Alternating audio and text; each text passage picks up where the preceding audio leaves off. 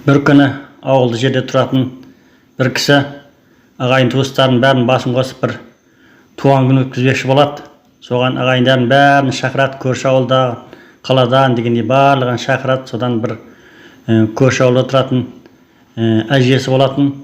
Сол әжесіне айтады: пәленкес әже, бір күні біздің үйде мейрам, менің туған күнімді өткізіп жатырмыз, ағайын туыстар бәрін бас қосып жатырмыз, соған сағат 2-де келетін болыңыз дейді.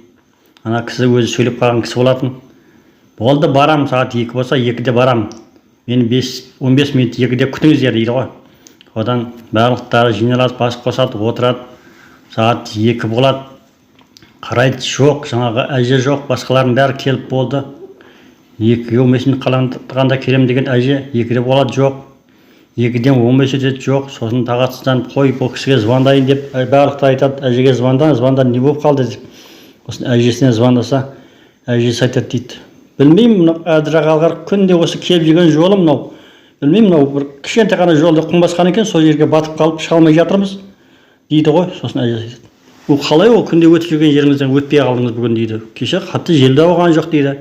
Білмеймін, сол өзіме таңғалып тұрмын дейді. Не қылай, көмекші жіберейік пе десек, жай жоқ, күте тұрыңыздар, мүмкін артымызда бір машина келе жатыр, мүмкін солар бізге көмектесер дейді. Содан арт жағында кеткен машинаның ішінде бір-екі жігіт түседі де машинаны итеріп көмектесіп өткізіп жібереді. Содан ауылға әжесі келеді, барлықтар отырып бас қосады.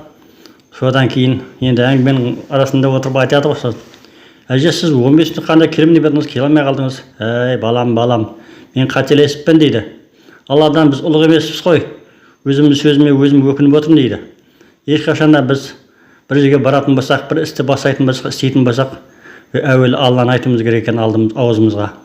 Алла нәсіп қылса, Алла нәсіп берсе, жолыңыз болса, нәсіп берсе, нәсіп болса деген сияқты Алланы аузымызға айтуымыз керек екен. Өзімізше күн бұрыннан том пішпеуіміз керек екен. Мен соған көзім жетті, балдарым дейді.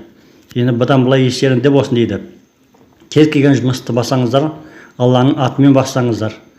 Нәсіп болса деп сөйлеңіздер. Нәсіп қылса, Алла қаласа деген сияқты сөздерді көп қолданыңыздар деп айтады. Содан кейін бұл сөз барлық адамдарға өсиет болып қалады.